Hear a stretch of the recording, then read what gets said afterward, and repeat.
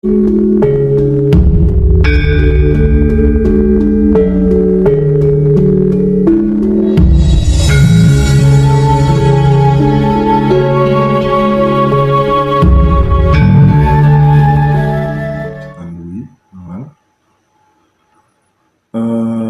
Jati, pada kesempatan kali ini kami paksa ya untuk berbicara tentang sejujur-jujurnya. Siapa sebenarnya sosok Satrio Piningit itu, ciri-cirinya bagaimana, dan apapun yang terkait dengan Satrio Piningit, mohon dengan sangat kami minta Eyang Jati untuk berbicara apa adanya. Karena banyak yang mengatakan di tahun 2045 Indonesia ini akan menjelma menjadi negara superpower 3 atau menjadi mercusuar dunia, menjadi kapten kesebelasan dunia. Nah, mohon nanti mari kita simak bersama-sama. Mohon Eyang Jati. Terima kasih. Memang setiap kurun waktu tertentu kegelisahan manusia itu, kultur bangsa kita khususnya di Jawa selalu ada mencuat yang istilahnya itu Satrio Piningit ya. Sebenarnya di mana-mana pun ada Satrio Piningit itu, entah di Afrika, entah di Eropa, entah di Cina, entah di manapun Kak, saya cermati pasti ada.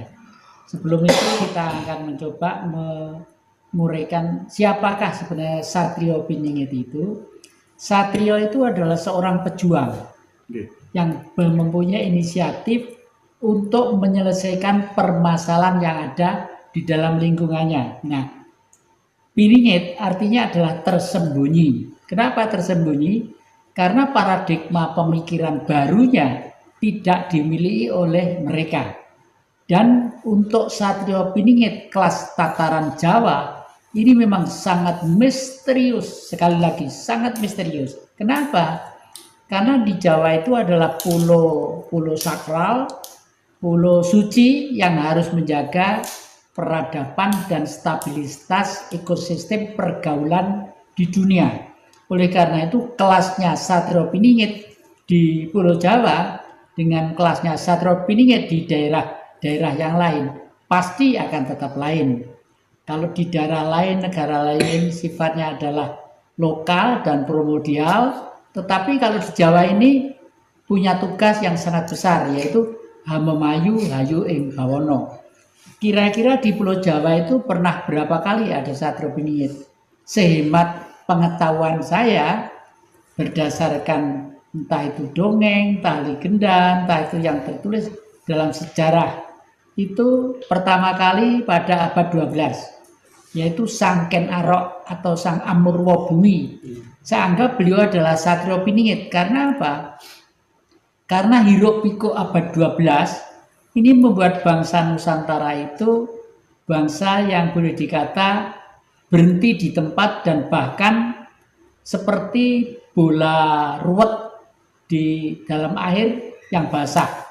Untuk mengurai menjadi rentangan benang atau bola itu sendiri harus memerlukan seseorang yang sabar, telaten, tapi berjiwa revolusioner.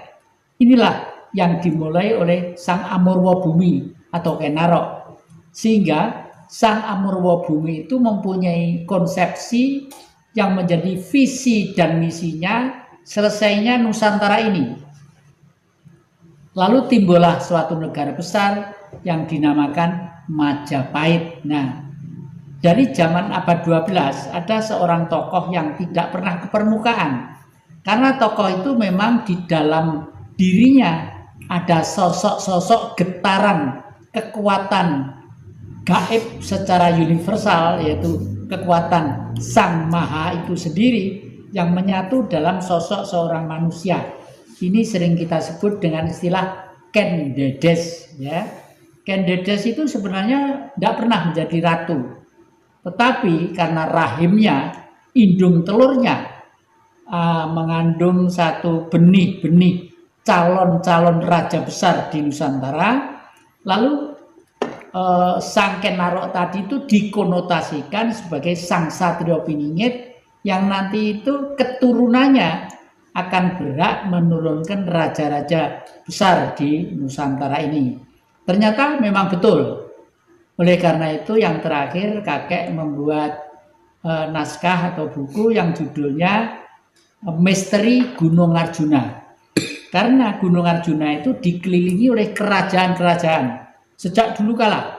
Panjalu, Kediri, Singosari, lalu Trowulan, Mojopahit itu sekarang ya. Dan ini kelihatannya Satrio Piningit yang akan datang pun akan tetap berangkat dari sana. Kenapa berangkat dari sana?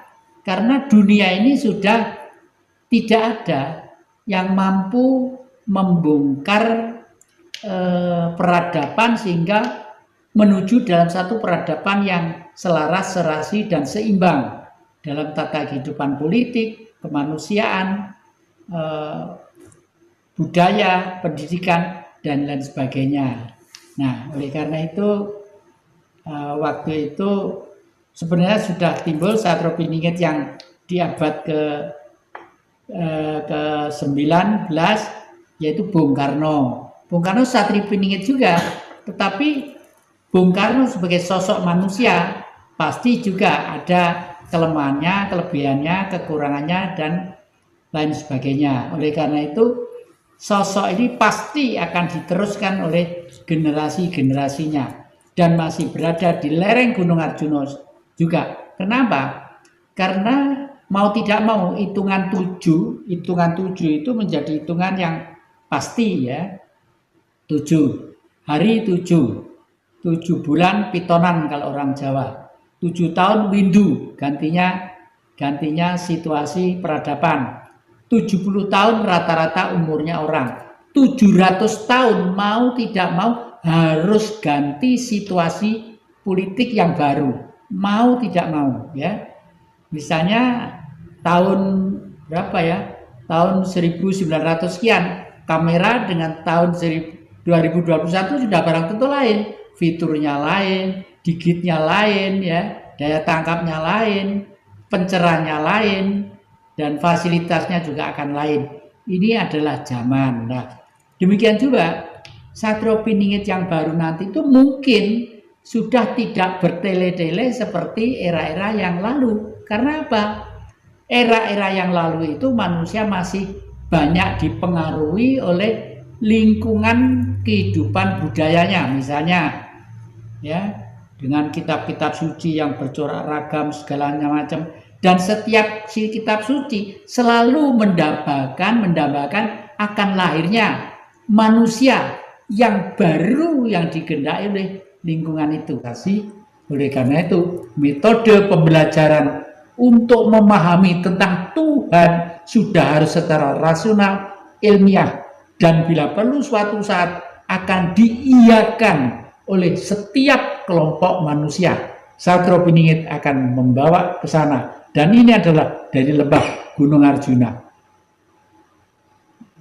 Dari lembah Gunung Arjuna. Ya. Ini ada satu pertanyaan. Apakah Satrio Piningit nanti akan membawa aliran spiritual Tantrayana ya? Nah, ini saya tidak begitu memahami tentang Tantrayana, tapi mengingat itu adalah kultur Tantra yang dilakukan oleh manusia. Saya tidak mengatakan agama, yang dilakukan manusia pada waktu manusia masih akrab dengan alam. Saya yakin akan kembali ke sana. Karena sebenarnya akhir-akhir ini alam dengan manusia itu sudah agak menjauh karena manusianya sudah banyak mengeksploitasi tentang alam. Justru alam menjadi rusak, ekosistemnya menjadi tidak seimbang dan sebagainya. Oleh karena itu teori Tantrayana tadi itu saya yakin akan kembali mencuat ke sana. Gitu. Ini dari Mulyana, matur nuwun Mas Hendra. Satrio Piningit yang berpotensi menjadi presiden Indonesia barangkali tidak lepas dari Trah Brawijaya V dan Trah Wangsa Sailendra. Ya, dua Trah itu adalah DNA-nya, ya DNA manusia-manusia yang jenius. Berangkat dari tulisan Arusio Santos, filosofus Profesor Dr. Arisio Santos, filosof dari Brasilia, ya, itu memang mensinyalir bahwa manusia tercerdas di seluruh dunia ini ternyata sisanya sekarang disebut sebagai bangsa Indonesia, disebut sebagai bangsa Indonesia. Nah, ternyata memang betul. Oleh karena itu, saya akhir-akhir ini mulai mencari data-data untuk itu. Data yang pertama adalah saya lalu mengungkapkan kerajaan pertama kali di dunia adalah di Pulau Jawa. Kerajaan pertama kali di dunia di Pulau Jawa. Itu di lereng Gunung Arjuna. Di sana, namanya Sumberawan. Itu kurang lebih sekitar 15.000 tahun sebelum Masehi, ya. Di sana. Lalu dan peninggalan pintu gerbangnya masih ada di Singosari yang disebut Dwara Polo. Dua itu dua, Polo itu adalah suatu wujud di mana kelembutan hati dan keperkasaan dari trah Lemuria tadi itu digambarkan sebagai patung batu yang gede, kira-kira sekitar 3 meter itu. Anehnya, patung itu mahkotanya itu adalah tengkorak, lalu sedikit senyum, lalu ada gingsulnya setengah taring kecil gitu. Nah,